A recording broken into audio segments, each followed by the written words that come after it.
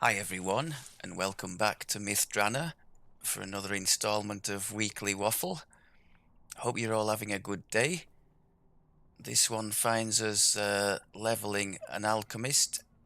I do enjoy the alchemist class, wouldn't say I was in any way decent at playing it. I think this class probably has one of the highest, if not the highest, skill ceiling in the game, and as a result of that and the fact that it's still a pay to play in terms of DDO points, I think it's comfortably the lowest played class in the game.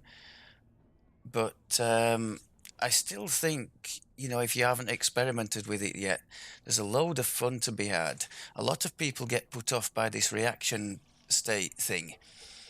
And whilst I do understand the basics of it, I'll tell you straight away, I just more or less ignore the reaction state and just play on the lower level of difficulties. There's no problem whatsoever. I'll hope to illustrate that when we do a couple of quests, but no problem whatsoever to ignore that. You don't have to trigger all the spikes and all that to be effective. That's more something, in my opinion at least, to be doing when you're at the legendary cap, pushing the difficulties. But you can totally play and have fun with it, play effectively, without ever mastering the reaction state and paying attention to that. My issue with that, if I ever tried an alky at the cap, would be I think I would struggle between paying attention to this and getting this right and what was actually going on in the quest itself. Because as you all know, if you've seen me play a bit, my attention to details and things is absolutely shocking. So there is that. But yes, great fun, The Alchemist. I just happen to be doing this on my caster purple. He's a cold druid by trade, as I think you probably know, just to get him a couple of transmutation DCs. If it was just for that, I wouldn't bother. But I wanted a bit of a change of scene, and I thought let's do a couple of alchemist lives. I haven't done it for a while, and it's fun. So that's basically why I'm doing it. I think one of my favorite abilities on the alchemist is the turn to frog thing. Real good fun, and some of the things you can just completely neutralize, like mage fire cannons in Shan, ballistas in the Storm the Beaches, Shar altars in the Wayloon quests. Just really, really nice. The only slight bugbear I have with the frogs is that once the things are turned to frogs, they have an annoying habit of becoming the targets of your spells, either by auto target or by accident. And so wasting a multivile on a frog is just awful. I kind of wish that once they were frogified, for want of a better term, they wouldn't attract the when you're tab targeting, they wouldn't be the subject of that. But hey ho, it's still a really good thing to have. Right, I think what we'll do, we'll jump into a couple of quests first, and then do the waffle afterwards.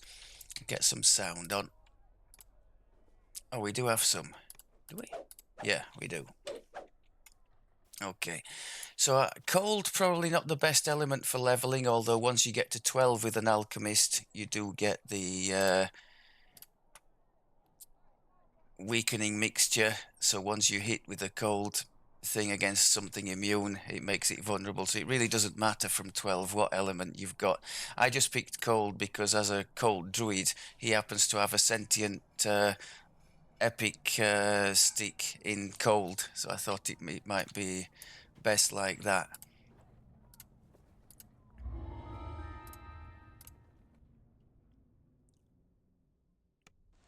But honestly, for ease of use, I've kept all the metas off because they are a bit thirsty. But for ease of use, you can get away with just two spells: the multivile from level 12 in whatever element you're doing, and the big AOE. In this case, Vein Freeze. It's lovely because it can also cause, as it says there, a freeze on the target. and that's quite cheap in terms of spell points as well. How much is it? Does it say there? Yeah, 19 now, so that's really nice. Some amazing buffs as well the Alchemist has. These two towards the, well, you've got 3 towards the end. You've got the Greater Evolution, that's 4 on your main stat, which nobody else gets, as far as I know. Greater Heroism, and then this gold skin. It's like the gold boots, which I think I've still got on. Oh no, I haven't, but we've got them there. The golden greaves, they give you DR 15. Well, this thing gives you DR 30. For heroic in particular, that is ridiculously powerful. I can definitely recommend that. And it's very easy to see, even for me, when the buff has gone, because the gold obviously is no longer there. The only downside to this that I've found in the game is that it doesn't play nicely with the Shard Storm in Epic. So if you're a fan of Shard Storm from the Primal Destiny, it's I think that seems to knock off the gold skin buff, even though it's still on the bar. So I don't quite know what's happening there. Just throw on a couple of boosts. That's another nice thing about the Alchemist. These bottled boosts. You have a bottled boost for speed, bottled boost for spell power. They do benefit from being quickened, though. They're awfully slow to wind up if you don't quicken them. You guys gonna follow me if I... thank you. Colour spray is a very nice pick from the Fey illusion tree for the Alchemist. Otherwise, you don't have you don't have any source of holding Reapers. So I like to go with that.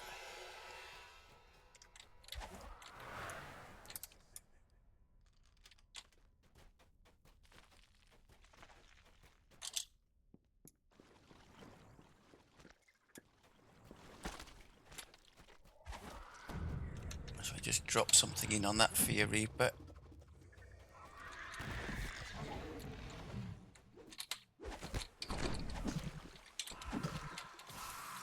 Okay. The freed elf tells you his story.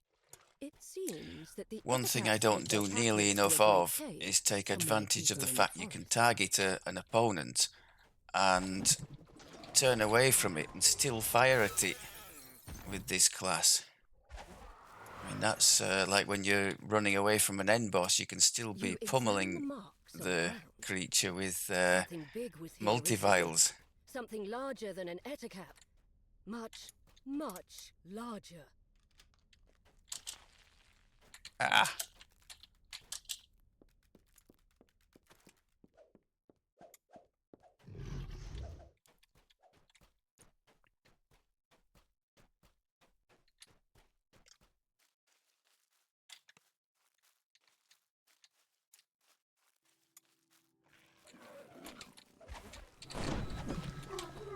That was the big, of course they were helpless with the colour spray, so to follow then with the big vein freeze AoE, that just hammered them.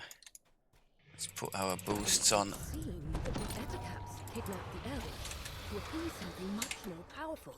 A large, hungry fang dragon. Now one thing I don't yet have on the bar is the, what's it called, mixture of elements to create vulnerability on boss targets.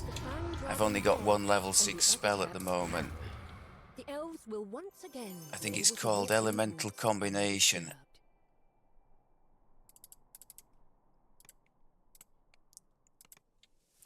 So that's a really good one to throw on boss targets, because once they have, can I show that one? Oh,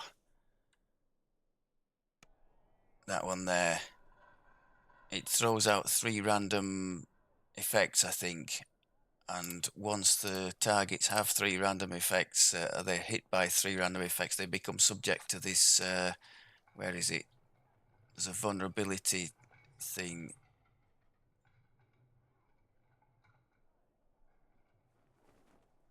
Yes.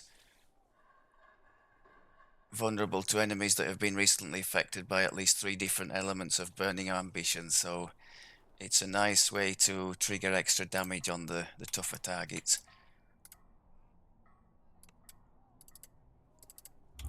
Okay, shall we try... We'll try one more? Couple more, depending on how quick we go. A little ride through the Drannor wilderness. I think the use of my colour spray ties in quite nicely to the next thing I want to talk about. We touched on it a little bit with some of you in the comments for the Barbarian Chains build, because I was mistakenly under the impression that the paralysis on that weapon was going to cause Helpless. Shame on me for not realizing that this wasn't the case. And I, subsequent sort of delving into that situation, there's a helpful section on the wiki devoted to that. But my bone of contention there is just why? Why are there so many effects in the game that look like they should cause the helpless state and don't, and then there are others for some reason that do, and it's just an absolute minefield for somebody trying to learn. So that's gonna be my first port of call for the Waffle section. A little discussion on that, and some of the things I've fallen foul of, and some of the things I just don't understand, like why one should be helpless and one isn't. Once Tyrantos Hall was a place of merriment. Now it stands ruined and seemingly empty. Oh, hello. Yet you hear faint sounds from up ahead. Is it just the building? So we have very nice anti-Reaper defenses. We can hold them with the colour spray, and one multi-vial usually gets rid of them.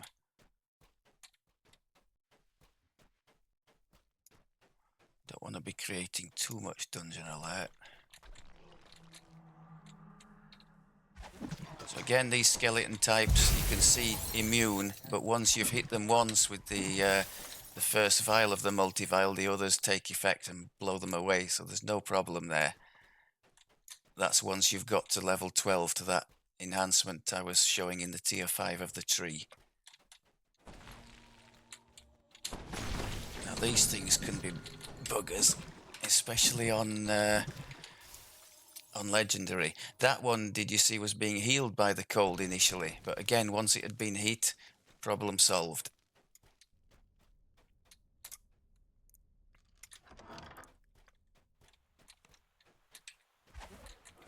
Can we have a little gathering here? Okay.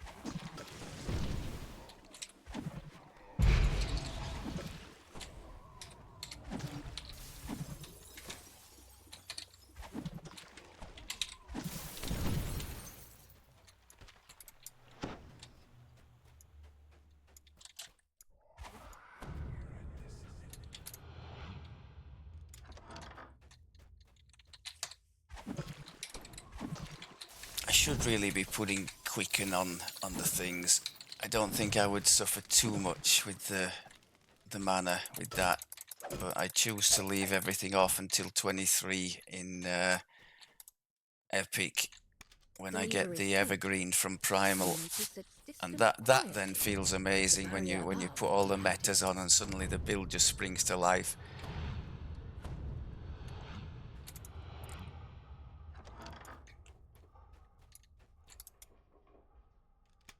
The lever is pulled.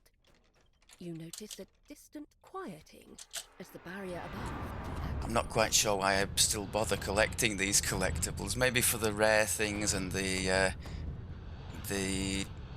little shards that you can make into XP potions, perhaps.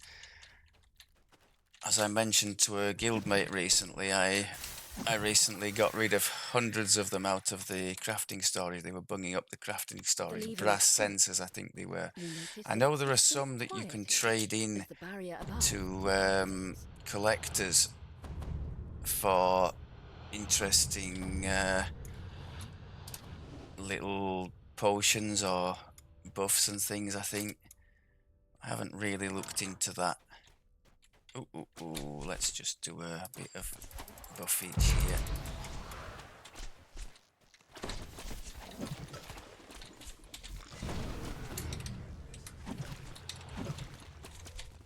Oh, go away.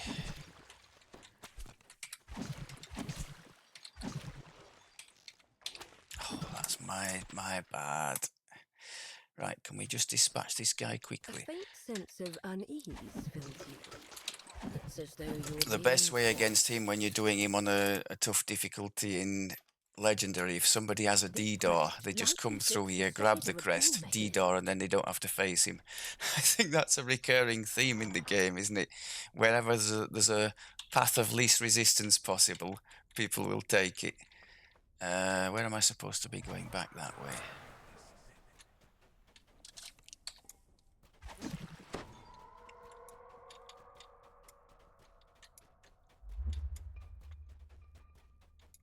One thing I don't yet have on the bar, because it's a bit mana hungry, the flash freeze. I absolutely love that. I use it extensively on the alchemist in epics.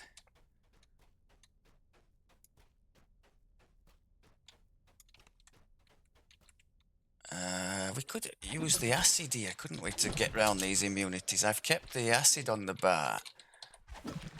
Should be using it a lot more.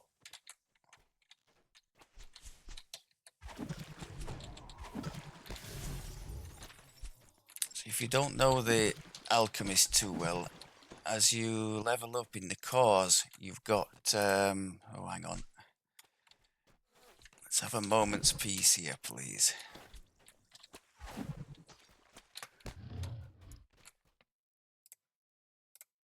In the cause, you're able to specialize in elements, but it's several elements. So we've got cold there, but we've also got acid. I started off with acid to get around some of the cold immunities, because as we know, there's a truckload of undead type skeletons and things in the lower levels. I think I'm right in saying this life somebody from our guild wanted to do Delira's chain for the master's voice of the master on a new character they were starting, and that the timing there couldn't have been worse. Me with my cold spells, and I was also using, because it's a very good idea to use negative spells when starting out with the alchemist, because you get access to an inflict light wound SLA, which is an AoE. You can put all your metas on that, and then from level 6 you get the inflict serious wound SLA, which does clean up very nicely, again with all your metas on it. The only thing you can't do is quicken those, but they hit very decently for the level you get them at. So yes, I was using negative and cold in a skeleton heavy quest. I won't let you imagine how that worked out for me.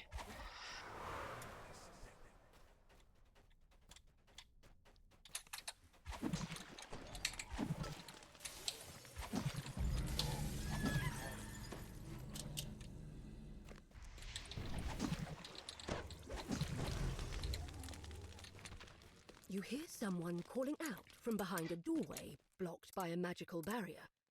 It doesn't sound like one of the So DDO would be handy in this one. Perhaps it's the drow elf you're searching for. You found the drow you're seeking, but it seems that he's trapped behind that barrier. And to remove it, you'll need a pair of door crests. Let's just grab the crest out of here and get out of here, I think.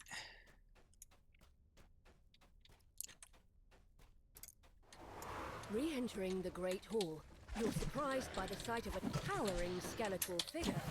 A familiar shape. Let's focus on from the big between its thing. ribs. A crest. Can we? No, can't we target you? Ah. The skeleton There we shatters go. and falls, Can we grab the crest in its crest? chest tumbling And let's through. get out of here. You scan the room, looking for the fallen object. Alchemist does have invisibility as a spell, by the way. I'm just saving a spell slot and using one of my clickables for that. Oh, you've got the nice smoke bomb spell that I could have just triggered to give a bit of displacement and invis for 12 seconds. With both crests in place, the magic barrier fades away. Yet you're distracted by the sound of clacking bones. A new foe has arrived. Okay, happy days.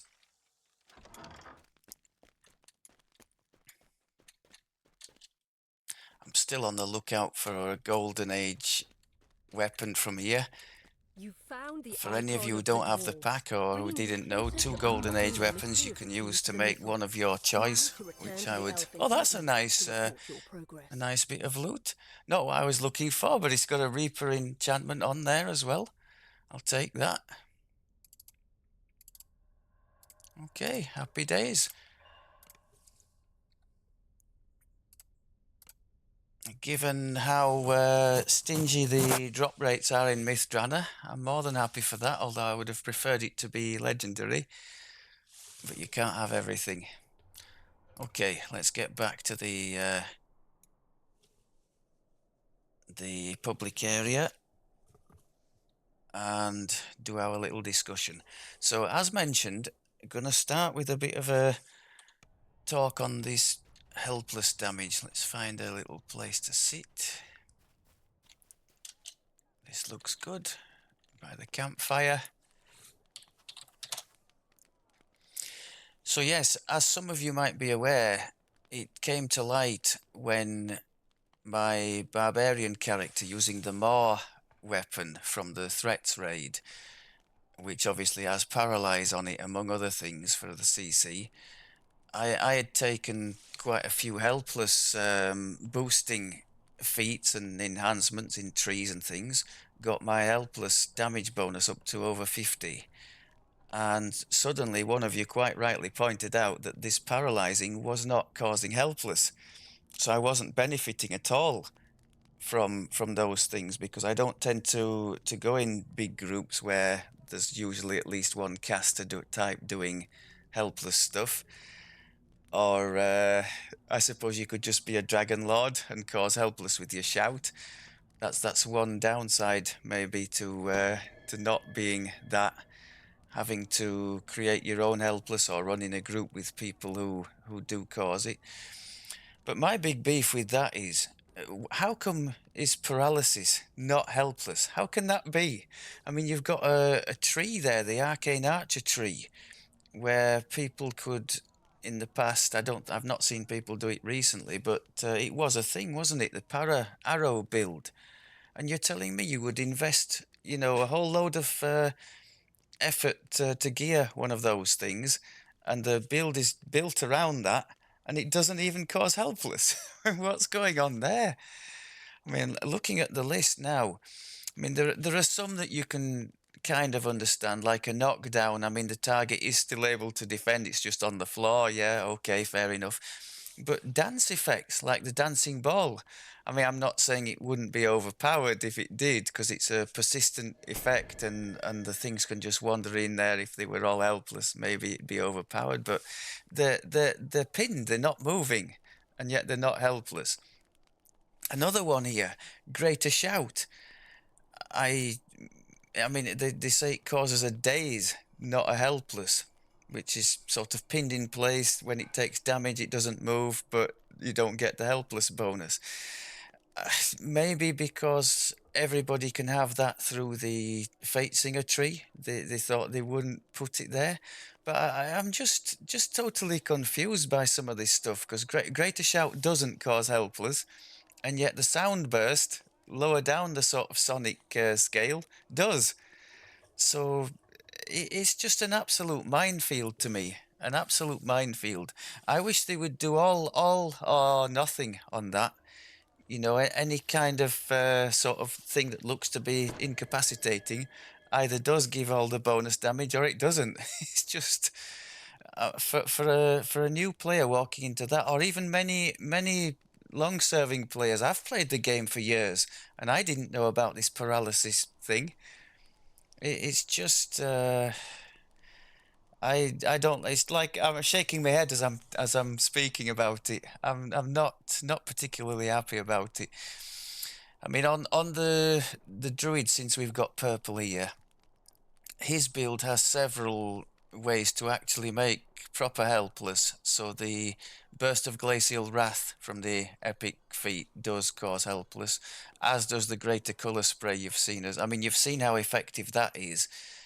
It's debatable whether I could just drop the damaging spell on this low level on the targets and achieve the same result, but I think you saw in a couple of instances he froze everything with the colour spray and then dropped the AoE and everything just blew up.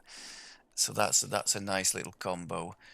But yeah, that druid has the burst of glacial, the greater colour spray, and what's the third one for the helpless? Or maybe that's all he does have. In fact, I think it is all he has. Oh, unless you include, yeah, there's the epic thing. The Moonlance at the moment, I think, is bugged with no save, and that does cause a helpless as well against a single target. It's ironic, actually, what's happened in that Magus tree. The Moonlance is bugged in a positive way, so the players benefit there, and yet the 0 degree or now 0 damage comet is a seriously negative bug that appears to give every opponent evasion against it, so it often ends up doing no damage. And of course, the druid also has the single target salt ray, which does cause helpless as well, but doesn't work on reapers. So there's just really, I mean, it gets even worse here. I can see on these there's a the wiki section. It gives you two sides, one that causes helpless and one that doesn't.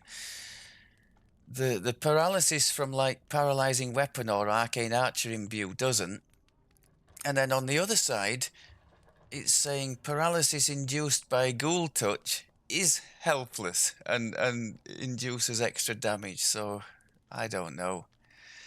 I just don't know. Suffice it to say, I'm not a fan of this level of complexity. It's like you need to be sort of on the inside of the knowledge base to get something out of this. To because I obviously with that, this is why it rankles a bit. I was building that barbarian knowing I had a paralyzing weapon coming at the cap and feeling fairly confident that that would trigger the helpless, and then I get there and realize it doesn't, and I've in fact removed all my helpless boosts off that character because it's just not doing anything for me. So yeah, mini rant, I guess, but I mean, I can't believe many people would disagree that that is overly, complex as a system, for people to get hold of.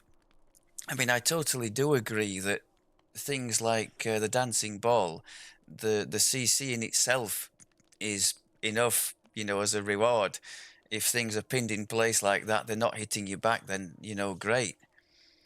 But my argument is why do some work for helpless and some which seemingly should and have all the hallmarks of helpless, and it's not.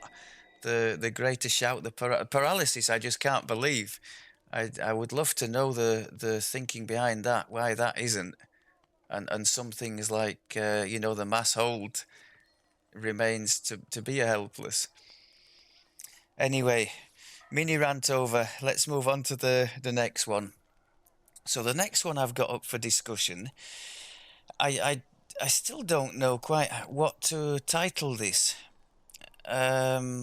Things, maybe annoying accomplishments, things in the game that shouldn't be an accomplishment, but that you have to struggle that much to get there. It ends up feeling like one. I'll try and explain what I mean by that. It could be even just getting to the start of some quests. I'm thinking of Chains of Flame here. in the past you would have the Vision of Destruction and Hound of Zoriat, where you had to run through the subterranean in the middle of the marketplace to get there.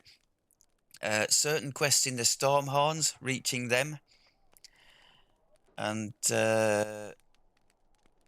maybe actually completing some of those multi-dimensional quests, like Times Long Past in Myth Drannor, where you have to go through God knows how many different, changes of instance to get to the end. Mirror in the Wayloon chain. Beautiful Nightmares in the Lord's March Plaza, the Planar Eyes chain. That kind of thing. That definitely felt like an accomplishment the first time through. But to come back to the original mini rant, should it really feel like an accomplishment to reach the start of a quest? I think two of the more extreme examples I can think of are the two in the Restless Isles, which I bet nobody goes in there anyway, but that really is a challenge to reach the quest starts through the wilderness with those islands. I mean, there are still a couple of reasons to go. There's the Royal Guard Mask Teleport clicky, and in the other quest there's the Raised Dead clicky. So, I mean, you can just say, oh, we'll just put UMD on all our characters and have Teleport and Raised Dead from a, level 7 or whatever it happens to be, which is what I would do. But they do still have some value. But getting to the start of those quests, oh my God. And the Chains of Flame in the Sands, the first time I went in there, I was literally at the quest according to the map. And of course, because of the difference in elevation, I was nowhere near the entrance, and that was so frustrating. I'm just not a fan of that. And the other thing that falls into this category of accomplishments that really shouldn't be, certain crafting systems. The Shan one to me is just, it's just complex for the sake of being that way. I don't see why it needs to be like that. Just why can't it be more like the new thing, the Dino thing or the Lamordia? You just have the ingredients, and if you've got the ingredients, you can do the crafting, and it's dead easy. Open up the window, look for what you want, and it's there. The Shan thing is a bit of a in between for just being long for the sake of being that. But the biggest one at the moment that I've found, because I'm trying to craft something with it at the moment, the legendary green steel. Oh my God. Just stay away from that if you value your sanity. I mean, if there wasn't the wiki section, I would have absolutely no chance with that. None whatsoever. And again, my question is why? And the only answer I can come up with to that is that they must want you to feel a sense of accomplishment on actually managing to craft one of these things. That's the only answer I've got, because otherwise, just why? It's absolutely ridiculous. And in terms of putting people off the whole thing, I can totally say that it definitely does. If there was any other way to achieve this effect I'm looking for, I would not delve into that. Especially considering in my case I've been having to do the legendary shroud on my own, which is a bit of a pain. But the effect I'm looking for is the salt, the legendary salt, as it was so effective on it is on the barbarian build we've got, the chains build. We tend to open, you'll recall if you've seen that build with the chains. And as soon as they hit the opponents, they slow to a crawl, and that drastically improves our chances of survival in the encounter. So I'm thinking if I could get that on this druid, on Purple's druid build, get some salt on there could be some real potential for helping whatever group he's with, in slowing the enemies down to a crawl. From research I've done, the best thing seems to be to combine that salt effect with the freezing ice dino thing, and then make AoE clouds like Sleet Storm or Ice Storm, or any of the wizard or sorcerer, is it Cloud Kill, whatever they happen to have, and adding those effects to that. So I haven't got to the stage where I've got the full thing going yet. It's taken me a few runs of the shroud to get close to it, but I'll probably do a little video on that and how it goes. I don't think I'll be able to swap over the weapons just to do that, so I'm going to have it as a permanent weapon, which in itself is going to cause a problem because legendary green steel, as I've just realised, won't take sentience. So I'm going to have to do a bit of rejigging there. But yes, why is that system so ridiculously complex? I just don't understand. So that feels like an achievement too, to get to the bottom of it. Something next one up. Unskippable cutscenes in quests. This is definitely a thing, and they've proved in the Amber Temple quite recently, skipping with an option to skip that cutscene, that it can be done. So I would, well, I'm sure tons of people would appreciate if it could be done in others too. I mean, examples I've got listed here: the start of Just Business with that long section of Waffle, the end of the Myth Drannor one, the key to the Mythal, where you're literally frozen in place for like a minute or whatever it is when they do their speech there at the end. The end of the Spinner and the start of the Spinner. Yeah, and there are people a bit sour that the XP potions are still running, but the cutscenes are going, that kind of thing. I think that they're nice for for immersion when you do them the first couple of times and you're new to a chain. Of course, it's different then. But when you're doing Just Business for the 50th time and it's droning on with the sinister plans they've got in store, you just think, well, I've heard all this already. Why can't we just cut to the chase? So yeah, I would very much like it if they could implement a few more, like in the Amber Temple, just option to go straight on, and nice quality of life thing, I guess.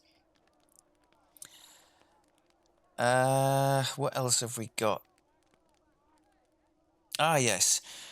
I was wondering if any of you had tried. I'm sure the better players amongst you have, but it's not something I've ever come across until doing this barbarian build. And there's a lot of you've probably heard me moan about it already. There's quite a few short-term buffs and things to keep an eye on, and or swapping weapons around to get like temporary hit points from a rage and that kind of thing, or indeed to boost up the effect of the wisdom trance he uses. You might recall I'd created a swap weapon for it, but I had given up with that because I didn't like pressing all the keys, swap, uh, activate trance, swap back, in the middle of a heated encounter. It's not ideal. So I found recently my little mouse. It's not amazing by any means, but it's got a couple of buttons that you can map key sequences to. So I had a go, and I've had really decent results. So I can, sort of 3 and 4 key combinations, like for short-term little buffs before going into a big encounter, that kind of thing. Just so I can keep paying attention to the game rather than the hotbars and just press my button knowing that these things will be activated. It's not without its pitfalls, because if you happen to be swapping weapons and then it starts a sequence and then you jump around and do other things, then maybe it gets stuck in the sequence and the weapon stays swapped. But all in all, it's been good for me as that.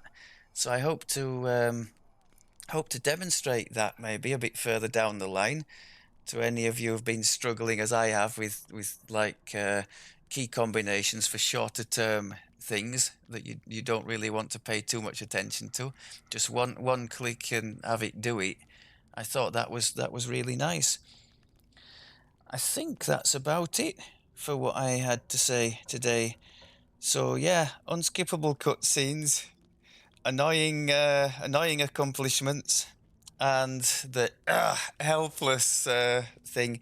If you've come across any of the helpless issues where you've been convinced it should cause it and didn't, just leave me a note in the comment. Or if you have anything to add to the unskippable area.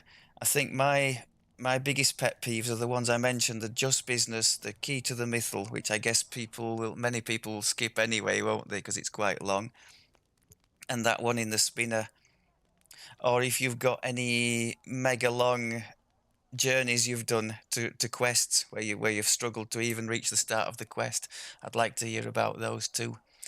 Okay, I think that about does it. Thank you very much as always for looking, and I'll speak to you next time. Take care.